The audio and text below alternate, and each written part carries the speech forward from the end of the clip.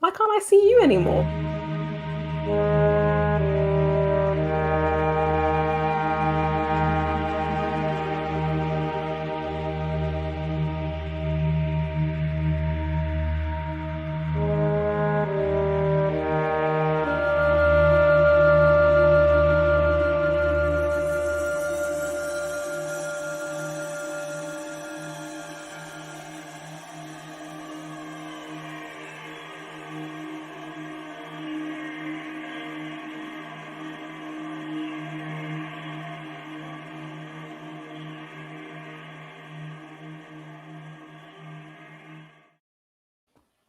We're Hi, here. we're here. Oh dear, oh Christ, we're alive.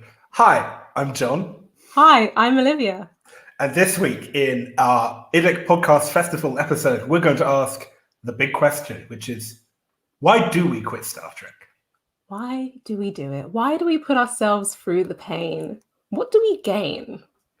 Well, it's for those of the uninitiated, we are I Quit Star Trek, a weekly podcast where we take, how do we put it, Olivia? The worst. We take the painful episodes. I mean, it's not all pain. It's just It's mainly sometimes pain. Star Trek needs to be criticized. And that's where we step in and do our moral duty. Yeah, we and that's the thing. We take an episode and we run through why it's horrible, and we ask, are we going to quit at the end? And that's a big question for Trekkies. Why are we going to stop watching this wonderful show? But why do we do it? But I think to start this off, we're going to have to ask, why, Olivia, did you say those fateful words in the first place? Okay, it was all Jacat's fault. Let's establish who started this. I think the first time I quit, I'm trying to think what it was. I think it's when I found out it was when I found out he slept with Kira's mother, or assaulted Kira's mother rather. And it's just like, I resigned. I quit Star Trek. Like, his presence, this Diplodocus hoe of a person, this reptile, this sauropod is my worst enemy. And that's how it began, the quit theme. That's a bad moment, honestly. As I don't know what episode I can't remember what episode that is. It's not one that stays in my head. You wouldn't want it to stay in your head. You try and forget, and you try and find peace after your life has been irrevocably ruined. And then you do it again on I Quit Star Trek with us. Yeah. Well, when you have our voices to guide you, these lovely British accents. Yes, we've been told we're very charming. I'm sure that's what my mother says all the time. The propaganda works. Yes, we are very charming when we're not stealing your stuff. But it's interesting because that's a sort of like, cringe moment. That's not really actually a lot what I Quit Star Trek's meant to us, because when I explain, a lot of the time I'm like, when someone's like, John does a podcast, and I'm like, what is the podcast about?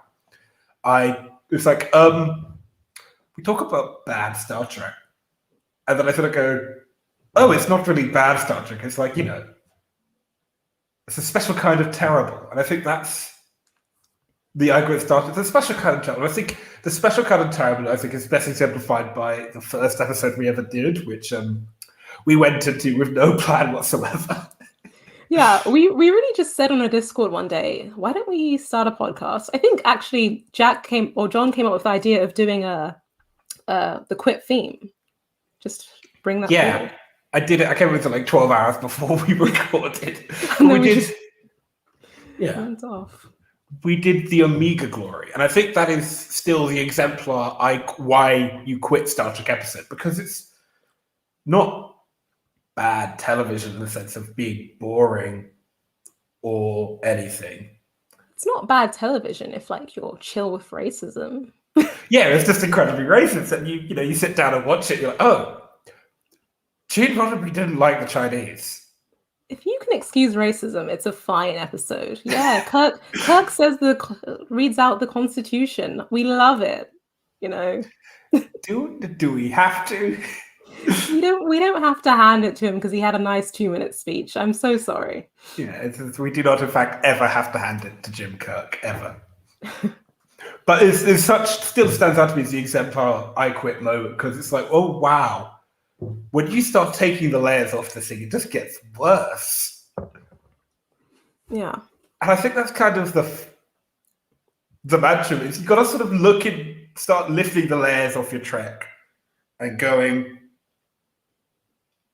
what makes this tick, and why is this not ticking, and why do I want to close my computer screen and never watch another episode ever again after this? I'm trying to think of the episode that's most recently made me feel that way. Any episode with Neelix. I'm so sorry. Yeah, there's been a lot of Neelix love on this festival, and that's great, but we're here to end that. Yeah, we're here to fix that. This is not a Neelix safe space. It's really not. Who likes Neelix? Say in the comments. If you in the comments you like Neelix, we won't pick you up, but we will judge you. But yeah, Neelix, Raijin. Actually, we did Raijin a couple of weeks ago. That's another one that makes you understand why we did the podcast, because it just doesn't do anything as an episode. Well, I found it unbelievable. Raijin is what is the little background on it? It's the one with the she's a sex slave, I guess. Yeah, season 3, episode 4 of Enterprise. Yeah. Archer's going to look for WMDs in Iraq. I mean, The Expanse. And on the way, he ends up freeing a sex slave. And it's like, you think it's going to be maybe some, it's Star Trek. You think it's going to be some good commentary on, the persecution of women, the exploitation of vulnerable women. But it's not that. She's a spy. It's a big swing and a miss. And I despair. But even still, you go through all that pain in that episode. It's the classic tricky woman trope in Trek, and you never see her again. It's like it should be a 2-parter. I don't know if anyone remembers that. It just ends like she is given information to the what's their name? Zindi. The Zindi. I'm not on season 3 yet, sorry. Olivia hasn't watched season 3 of Enterprise. And, not entirely. I consider her lucky for that part. Yeah. It's certainly a series of television made in the early 2000s. But it sort of fits the other mold of it being like, wow, there were a lot of options to do some really, really interesting concepts with Raijin just there, and they just chose not to do them. And there were a lot of times Star Trek does that, or they do worse, which brings me to the key mantra of I Quit Star Trek, I think, which is sometimes Star Trek is really bad at all levels, and that's okay. And we really need to. We love it. Look, I started with the original series. I started my journal with that weird 60s show. I can get through anything, but it's okay to make fun of it. It's okay to laugh, and it's okay to heavily criticize what is supremely cursed material. Star Trek will be fine. It can last another 50 years. If it can survive William Shatner, it can survive you. Exactly. But it's just people get really defensive about it. I mean, especially within the fandom, but I think it's more productive if you go and go, oh God, I need to quit Star Trek this week. It's very you don't have to defend every moment. And I think my fundamental, because we have to talk about it, we have to talk about faces, Olivia, if we're going to talk about quitting Star Trek. I don't know the reach of this stream in particular, but I'd like to put it out there. Wait, let me think how I'll word this. Faces is a misguided script, and everyone involved should reevaluate. Do you see I toned it down there? I toned it down. For those who are, to jog people's memory, Faces is I think it's the 11th episode of the first season of Voyager, in which Belada Torres is split into her Klingon half and her human half by the Vidians. What then proceeds is misguided at best and horrifying at worst. It's basically a story. Well, if you're mixed race, you're constantly at war with yourself, and that pesky Klingon side, which is often coded as black in other episodes, that's the problem. You know, what are we doing with this? And it's just made me upset. But it's also just, because we do other episodes, it's like, oh, it's got this redeeming feature, I mean, Glory has, I guess, that 2 minutes of Kirk going, the Constitution's for everyone. Other episodes sort of have this kind of fun parts. Yeah. I'm seeing I do have to address the Neelix appreciation happening in the chat right now, which is just absolutely jarring my spirit. What are you guys saying? I am only on season 4. Okay. And I know that apparently he gets better, but how much better can he be? Like, for a recent episode, we had to rewatch the Voyager pilot. Why did I have to see him naked in a bath? What is that about? Cascading down his skin. You guys, did you approve of that? Did you approve of naked Neelix? I mean, actually, Blog Trick here has made the point that Neelix could have been much better if he was more antagonistic, especially if he vouched for things that run counter Federation values. Which, that's a good point. There's another quick starting moment, which is, oh, well, that's an incredibly obvious thing to do with Neelix's character. Did they do it? No, they just gave him a girlfriend who was... They gave him a barely legal girl. I'll say it. Yeah. The only character traits that they gave him were being a sort of creepy, emotionally abusive boyfriend in those first 4 seasons. That's all I can speak for. Thank you, Jara, on Facebook, for agreeing that they should not have made him and Keth a couple. Thank you. Bless your heart. Yeah. Nobody wanted to see that. Only Berman wanted to see that. And, anything he wants to see is highly questionable. And I think, it's...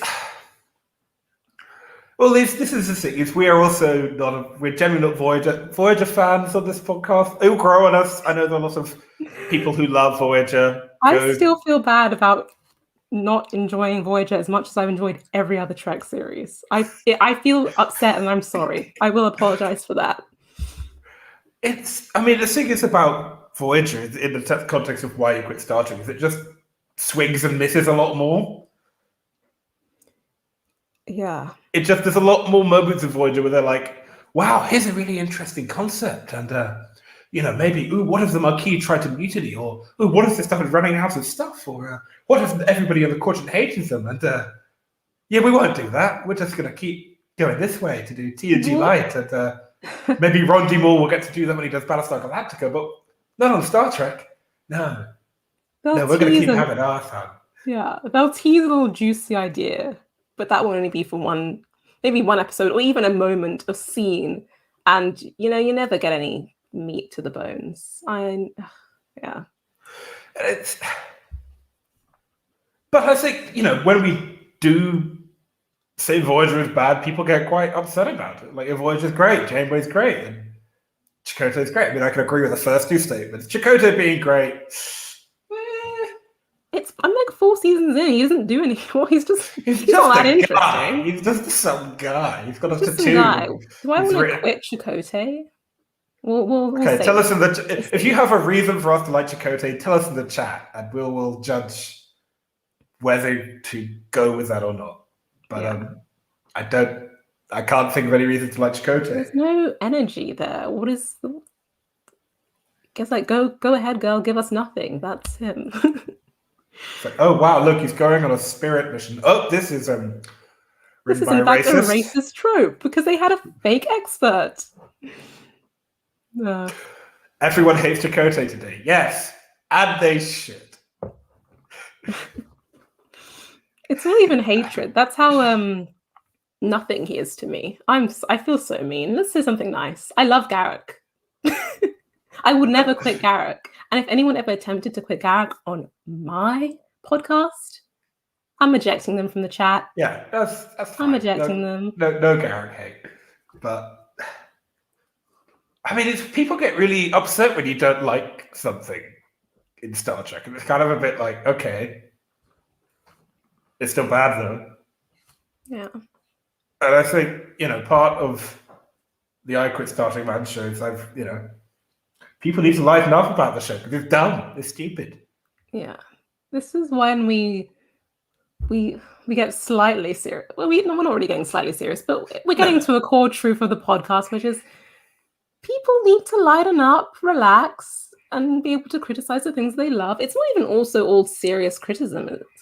It's just, you can admit that that was a weird thing to happen. It was a bit silly that, I don't know, the Enterprise does all these episodes that just have no follow-up. Well, I mean, what was that mirror episode, for example? That was fun, but it wasn't good. What, In a Mirror Darkly 1 and 2?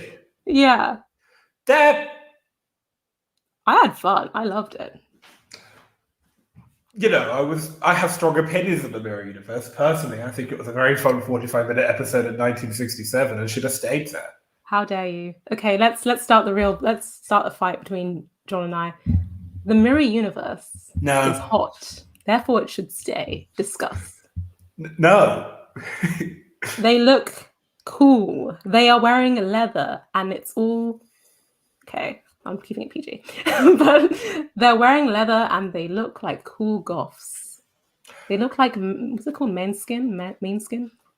The Counterpoint. Fascism is bad. Okay. Well, I'll agree.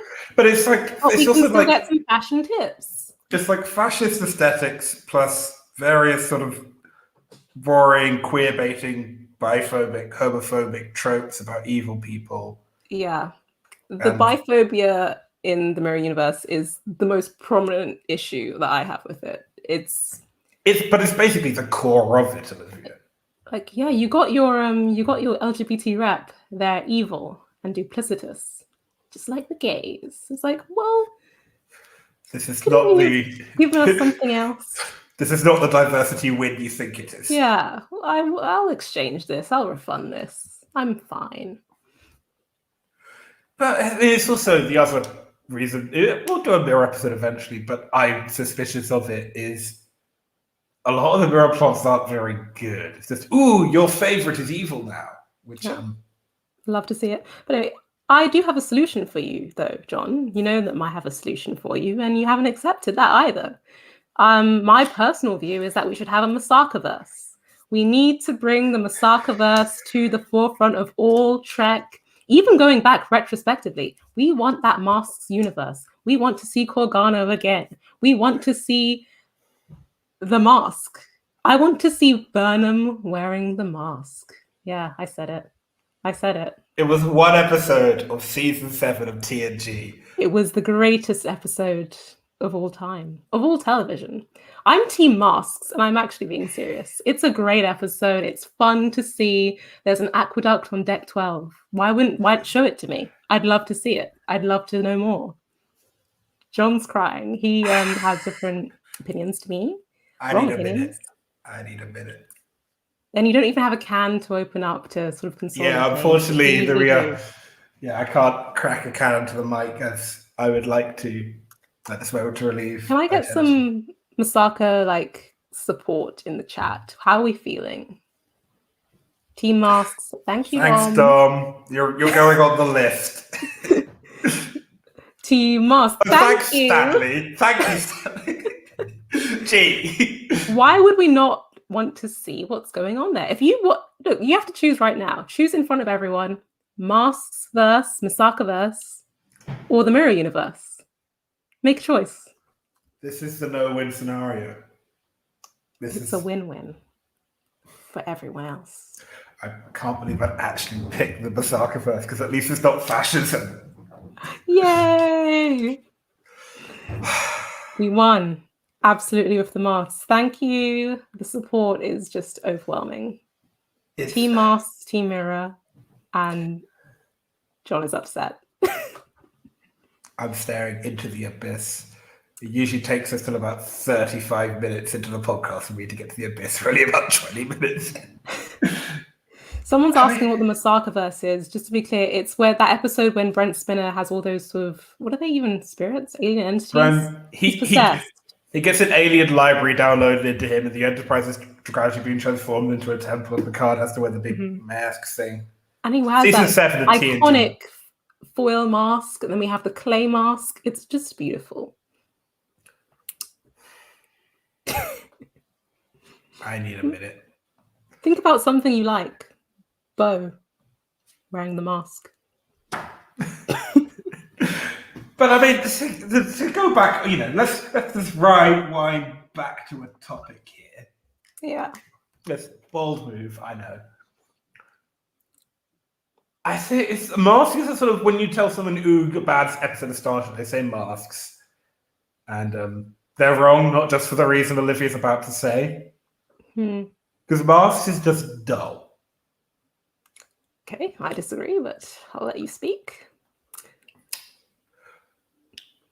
But it's not bad. It doesn't make you go, "Oh, Jesus Christ." It's not violently racist. It's not kind of a low bar, but...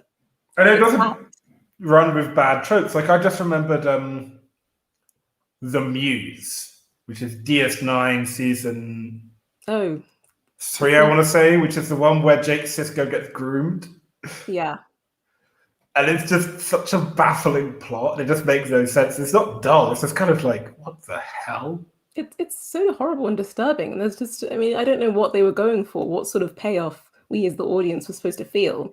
But it's, I think, the second time that they put Jake with an older woman. I mean, there was one where he's, I think, 16 dating a 20-year-old. I don't know what that was for. Oh, actually, Beta Beatrix, friend of the podcast, Margot, does have a point about masks, which is it is generalizing cultures a lot. I thought I thought it was so detached from any actual reality. It was so uninformed that I thought it was fine. It went all the way round. Like, it's so viewed up. Love it. The energy that seeing that gave me. Anyway, it's 11:30. I just personally, the way I've seen it, maybe I don't know enough about the cultures it was trying to appropriate, but it seems so detached from any reality and so uninformed that it couldn't be offensive. But maybe I need to learn something there. I don't know. Yeah, it horseshoed all the way around back to being fine. It was that bad. But it's just something like, I'm just still upset about The Muse. It was just like, oh, we're going to groom Jake Sisko. That's fine. And then, like, there's a lot of just decisions that Star Trek writers make. You just sort of wonder why they thought that was a good idea. And that's one thing we do talk a lot about the podcast. And I think, because it's fun talking about all the great decisions writers make. But then sometimes you end up with Profit and Lace. Profit and Lace is... I hate to see it. I do hate to see it. I didn't watch it on my initial DS9 run. I was warned about it too many times, and I only watched it for this podcast. You see what we do for you. For the uninitiated, Profit and Lace is the episode of Deep Space Nine in which, to fool a Ferengi magnate, Quark has to pretend to be a woman. The plot alone, it's not going to... I cannot actually make it sound as bad as it is. Yeah. And I would say you've got to watch Profit and Lace, but I would not inflict that on my worst enemy. It's just... Oh my God. I think... I need a minute. Profit and Lace is... I'm just trying to recall, because I obviously never watched it again from our recording on it. Were they going for a comedic theme there? There was like a weird thing where the writers initially were going for a fairly serious episode, but then it went to comedic, and then it's in this weird space where it's neither funny nor interesting. Well, it's one of those interesting things we discovered during the podcast, which is how the messed up process that television is made, is that the writers were like, ooh, funny Ferengi episode, ooh, hijinks, wacky hijinks, cross-dressing, yay. And the director, who was Alexander Siddig, and what's his name, who played Quark?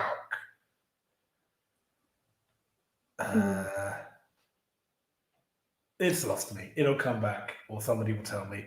Armin Shimmerman were both like, let's play this seriously. Especially Siddig was really interested in playing the episode seriously. Oh yeah, that was it. And he wanted to be like, what happens when you take a serial misogynist and put him in a woman's body? Which I guess. I'm Didn't unqualified to discuss that. Oh gosh, it begins with even like the sexual assaults. Like it's Quark like having,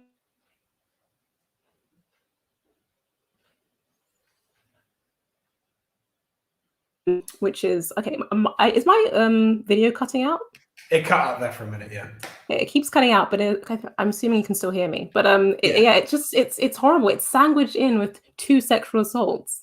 I think at the end, is it Brunt is chasing Quark dressed as a woman around? No, the it's somebody room? else called.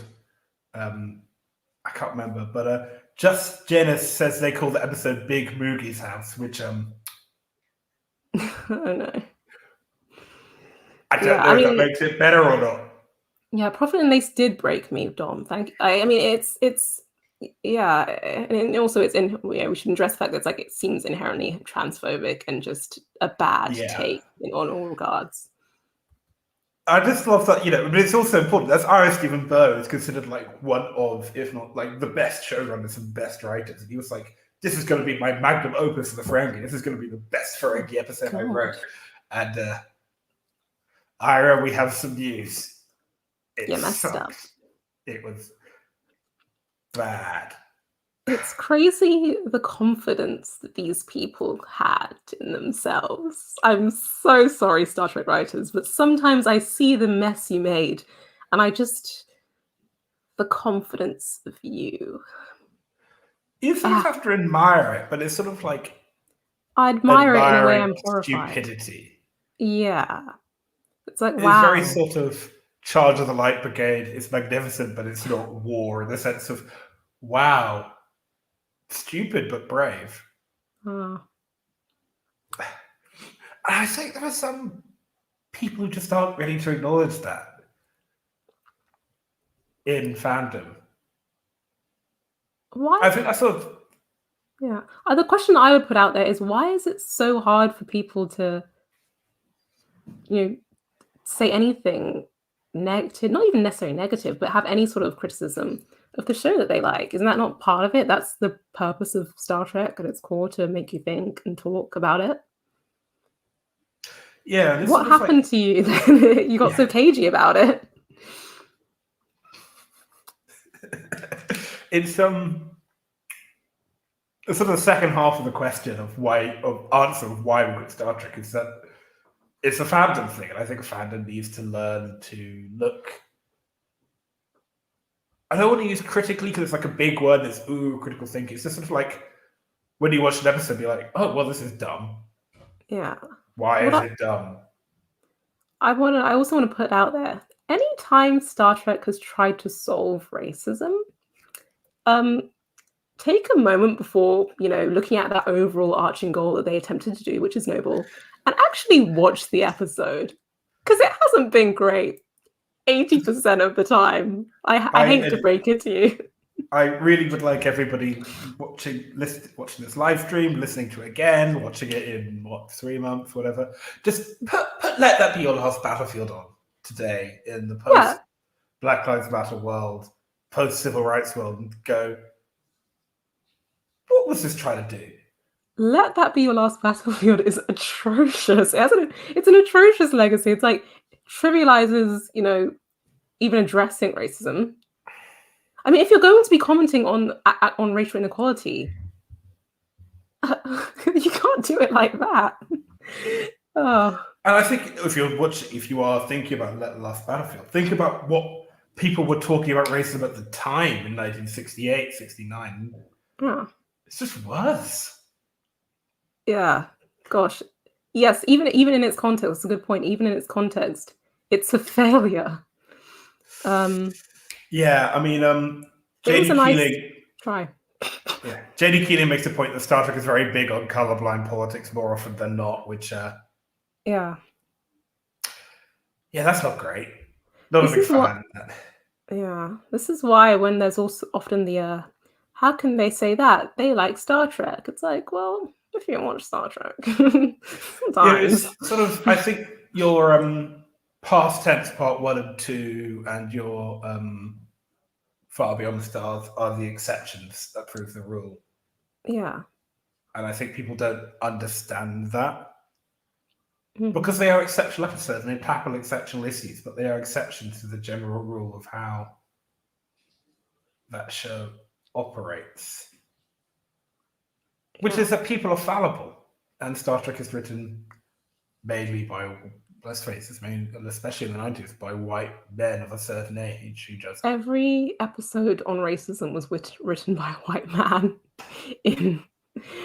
So, they can see the issue through a veil. Does that make sense? No one had the idea to maybe actually speak to people affected. Even Faces, just an absolutely Faces was gross written by a episode. white man based on the experience of his mixed-race stepbrother or I half-brother. I don't want to say anything defamatory live, but what happened there? What did you do to him? I mean, I don't know. Faces is written in this way that it's like that existing as a mixed race person is just a constant struggle, and I'm sure that someone else could have better addressed maybe identity issues, but to make it what they made it. It's also baffling that having written Spock, who is one of the most fundamentally well-written and nuanced discussions on mixed race identity, And then you then do that. You see why? Because Star Trek disappoints us. We're coming from a place of love. You're better than this. It's an intervention. I consider this podcast an intervention on Star Trek and intervention on the fandom. Because one of the great things we get to do is we have a lot of people on from across the fandom. Old Trekkies, new Trekkies, Trekkies of color, very LGBTQ plus Trekkies, and it's wonderful and fun, and we get so many different perspectives. And that's really important to hear lots of different people's opinions, old and new, on Star Trek, and generally lighten up a bit. So many people take this so seriously, and this is a great show, guys, and love it to bits. I am, sitting here wearing a shirt with our faces. That's how much I love Star Trek. I'll wear it constantly, but lighten up a bit, enjoy it, take it apart, put it back together. That's fun. It's fun taking characters apart and going, why do they work and why don't they work? I love it. No, sorry, continue. No, you go. No, I mean, finish your thought, but I was just referring to something in the chat. So. Yeah, I just I was thinking, because it's when you take the bad episodes apart, you think about why this episode didn't work. When you watch a good one, you're like, oh yes. When you watch Our Man Bashir, which we did with Una McCormack, or Best of Both Worlds Part 2, which we did with award-winning comedian and parliamentary candidate for Thanet South in 2015, Al Murray. You're like, oh, this is why it works. And I don't think I don't think getting why this big silly space show of ours can be so good hits as hard until you've looked at why it doesn't work. Yeah. That does bring us, to a great comment that was put in the chat. #Jean's Vision. Let's talk about Jean's Let's talk about Jean's vision. Triple-breasted women. Ferengi Sextuple-breasted women. I think it was 2, 4, 6. 2 sets of 4. No, 3 sets of 2. 3 sets of 2. I mean, either if way, anybody knows exactly how many breasts the Betazoids were meant to have, please tell us. Who has the facts on the Jean's vision? Jean's vision is a sham. Okay, so for a long time, my time on Twitter has just been sort of making fun of this idea of Jean's vision by saying that I am Jean's vision. I am he. And just constant jokes about, I think people who take that particular aspect too seriously are definitely in the, I probably don't want to interact or speak about Star Trek with you anyway. If you're sincerely like, this is not Jean's vision, how do you know? You don't know him. But the thing is also that Jean's vision is complicated, but also Jean's vision changed all the time. Like, Gene Roddenberry considered TAS canon, and then he didn't. And when he started making the films, he considered TOS to be not canon, to such an extent that when TNG, for the first season of TNG, when they showed the original Enterprise, they showed the Reefer Enterprise. Like, Right. in The Naked Now, there's like, we're going to talk about the time this happened on Kirk's Enterprise. And they don't show, like, the TOS Enterprise. They show the one for the films. Because Gene Roddenberry was like, actually, TOS didn't happen. Gene, I mean, I really could be a better vision. Every episode, every series gets Garrick. Boom. I've done so much for everyone already. But I mean, it's also Gene didn't really care. Gene didn't care about his vision. Gene wanted to make money. What? Gene doesn't even know what money is. How dare you? Sorry, if you want to, the most important thing to understand about Gene Roddenberry is that Gene Roddenberry wrote lyrics to the original series theme music so he could get half the royalties. That's smart, though. That's a very smart decision. Yeah, but it's that I kind of like, respect. Olivia, it's also like one of the most horrible things you could do to a composer is steal half of their pittance. Oh no! So it was I thought he was just, getting some cash. He stole it. Was more exploitative than that. Okay. Yeah, it was meant that the money was split between him and Alexander Courage. And that's why Alexander Courage never wrote anything for Star Trek ever again. Oh, well, oh no, Alexander, no. Yeah. He sounds so unsympathetic. Well, I have a fake feud with Alexander Courage because the Star Trek theme is the Cornfield Violin Concerto to me. But that's not a real issue. Well, it's also Jupiter It's also the Jupiter to the bringer of jollity, but we'll have that discussion. It's also another time. Mahler symphony. But anyway, let's not get there. Let's not get into my fake classical music feuds. Garrick in the TAS art style, though, is a comment we just got, and I want that painted as a mural in my room. I think we may have to, if somebody could please draw that for us, and we'll send you a shirt. I guess. I would never quit that. And as I say that, I feel like we need to get back to what we were talking about. Quitting. I mean, yeah, as Jared says there, the vision changed of his life and it would have continued to change if he lived longer. Exactly. It's not a static thing, and neither is Star Trek. It constantly changes, and that's a good thing. If what was good visually and morally and writing-wise in 1966 still got the cut in 2021, I'd be worried about the world. Yeah, we should. it wouldn't be the sort of groundbreaking. It wouldn't have that groundbreaking legacy if it was still the same as it was doing the same messages in, especially even TNG. Imagine if Code and Honor aired in any form today. Imagine if Code of Honor aired in the 1980s. Let's speak on Code of Honor. How dare they? How dare they do this to us? We all suffered, actually. Like, imagine someone like you saying, I watch Star Trek. I love Star Trek. And this person has never seen the show and they click on Code of Honor. Imagine how they view you now. You have no friend anymore.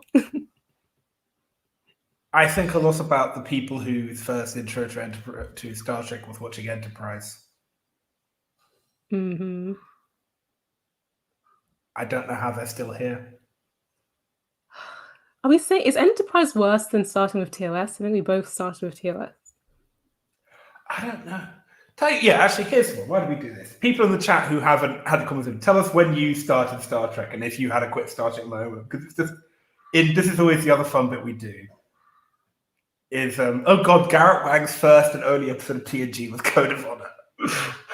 What? When? Why is he there? Garrett, well, if I remember the story correctly, he got the job. He got the interview for Harry Kim. He's like, I should watch an episode of Star Trek, and he put Code of Honor on. Oh no! I'm so sorry. You don't deserve that. Oh, what a upsetting secret. You know what? If you really hated someone, you could give them all the worst Star Trek episodes in a playlist or something, and be like, "Here, enjoy." If you're somebody you don't like starting to get into Star Trek and you want to get them to stop. Imagine if they enjoyed it though, and oh god, you've introduced a poison fan into the fandom. Oh no. Yeah, here we go. Yeah, so J.D. Keeling started with the Age of Spock films, which I don't think is actually a bad place of entry. People get pissy about the new films, and they're pretty good. They're fine. They get people into it. They're not good films, especially Star Trek Into Darkness. Mhm. And but they're fine. They get you into the fandom, and that's good. But Jara Hodge, favorite son. Is that the Oh, that's the one where Harry Kim's on that weird like sex planet. Wait, is that the one where Harry Kim's the sex planet, or is it the one where Travis goes home to his parents? No, it's definitely the Kim one. It's Well, a that was Harry Kim episode. it's They still they try and tie him to a chair and like do BDSM. Oh yeah, I know the one. Oh, that's bad. Stephanie LaRoche-Pierre, Enterprise made me quit. Yeah, it does do that. It certainly does do that. It's I like the concept of Enterprise, but the delivery is bad. Yeah. It's I'm like a still in fanfic season somebody didn't write properly. Yeah. I'm still in season 2 of Enterprise. And what's sort of I enjoy it, I think maybe even more than Voyager, I'm sorry. But what's actually difficult for me to get through is just the knowing that it never reached its full potential. Like every episode we discuss about Enterprise, it's like, yeah, they could have done this. They never do. You know, even the finale is a disaster. It's like, what am I looking forward to? Like coming from DS9, which is this amazing climactic piece that's brilliant from that initial pilot. And now it's just like, watch Enterprise. It's a failure, but we love it.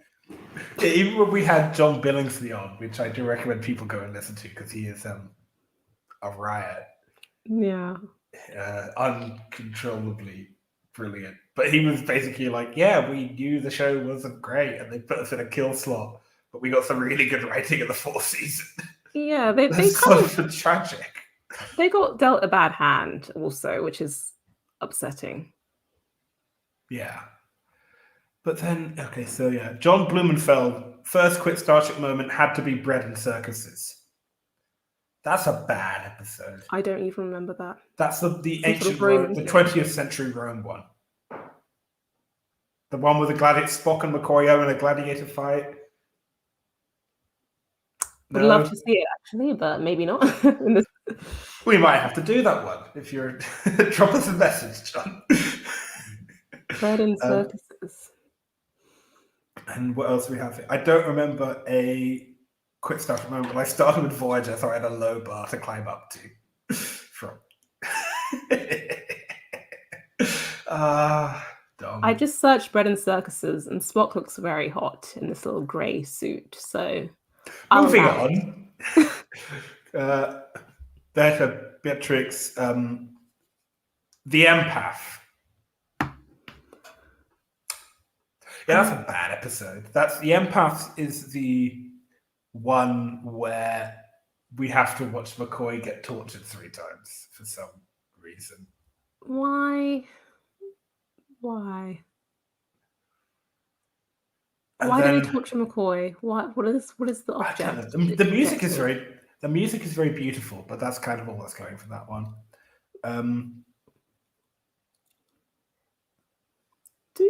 Do you want to discuss the things that we think maybe other people would quit that we would never quit? For example, Spock's brain. Let's get into why Spock's brain is high art. The height of cinema. I'm going to stop you here, Olivia, because we are doing Spock's brain next week, and we want people to listen to the podcast. Oh yeah, so we're going to be like, if you want Spock's brain content, you got to listen. Go listen to our podcast. Just understand that intro. My views. Olivia loves Spock's brain. I have differing opinions. Wrong opinions, incorrect opinions, and we will fight. So look forward to that. But yeah, Jill on YouTube watched The Man Tried When It First Dead, which amazing. But least favorite moment, Descent Part 2, where Data's about to destroy Jordan. That's a bad moment. Descent. Both parts of Descent are just not good pieces of television. I don't recall. That's the one where Data becomes evil, but not the time you're thinking of, the other time. Oh no. It's Don't do that to my data. And then You know Jara, what? Oh, and then Jara hears what the enemy was in, which I watched yesterday, and sucks. oh, he's making the creepy faces. Yeah, It's a lot of he, overacting. we have to watch Jim Kirk attempt to sexually assault Ewan Rand, and that didn't Oh need to be on dear. television. Yep, that's gosh. Star Trek has this very weird relationship with how it treats women, and even when it gives women power, it's almost like I don't know. There's some sort of derision to even like most powerful women in Star Trek are evil in some way, and I guess that can be a criticism of the mirror universe. I'll concede, but also just even in general episodes, it's like the powerful women are deceitful. I think that's something that we've noticed watching It's our quit episodes. Alex Perry, who was on our special episode about military and Starfleet, refers to a lot of the romances as baby's first romance because it's the writers, and I think that fits into baby's first female authority figure. Yeah. It's basically, it's the teacher. Oh, right, this admiral's just that teacher you didn't like. Yeah, I guess sometimes I watch a Star Trek episode and I'm like, did you hate your wife? Be honest with me. You hated your wife. Let's be honest, you just had a bad breakup, didn't you? You just got broken up with a girl who didn't know you existed. Okay, that was mean. Oh, here we go. Blog Trek's like, the only time I considered quitting Star Trek was when Tuvix made his appearance and Janeway didn't immediately set faces to Max. Absolutely. Now, this is the interest, but this is the point. This is a case study to sort of round off with, which is that the interesting thing about Tuvix is not Tuvix. It's how people talk about Tuvix. I just think if you have the opportunity to rid yourself of Neelix, you would take it. And I would rather live with I would rather without not Neelix. without any Neelix in me. But I mean, it's morally correct to remove Neelix in all situations. Was Tuvix an improvement on Neelix? Honestly, not even really, because he just had the weird and controlling personality aspects that Neelix had. All the negative, everything about his personality is sort of negative. So all those negative traits that Tuvix had were Neelix. I think it was unfair to the Orchid, and it was unfair to Tuvok. Yeah. So. But I mean, in the context of what we're here to talk about, Olivia, which is not how much you hate Neelix, but I'm quitting him. That's still important. But the interesting thing, like Tuvix is the example of real key example of what quitting Star Trek is about, which is why are we having these conversations? And people talk too much about Tuvix because it's, I think friends of the podcast and third host Genevieve makes the point that Star Trek, every once in a while, Star Trek lumps you with a moral problem based on something that's never going to happen in real life. Like there's never going to be a situation where two of your best friends got fused together and you have to decide whether to separate them or not. Two of my best friends? Let's think about that. Yeah. Which is if they were okay, your best friend and somebody you kind of and a guy who's sleeping on your couch. Yeah, that's the issue. If it's two great people, but I don't know. That's not. Yeah, as you say, it's not about the specifics. It's not about finding a right answer. It's about why are we arguing about this? Why are we on about it? The dynamics of that, and that's why we do this. It's not about really the episodes that we quit. It's about why did they do that in this episode, or why didn't they do that, or why are these writers deranged, or oh wow, William Shatner's horrible. And why do you put these higher standards on the women? Why is it worse that Janeway did something a little bit immoral? They're all doing something a little bit immoral. Jim Kirk started like 3 wars. Yeah, it's like if someone's talking about Janeway just looking hot in macrocosm, I don't know how to say it. Why are you bringing up Tuvix? No one cares. Yeah. But I don't actually care about your two mixed opinions. I'm sorry, guys. But you shouldn't care about them either. That's the hot take for today. Boom.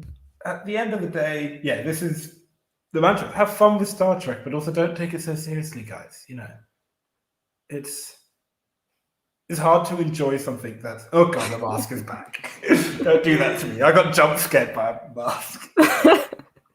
Every time I see it, my energy is like rejuvenated. Like it's 30 degrees in London, and That's it's like 83 for those of you who live in the wrong side of the world. I'm sorry, I'm kidding.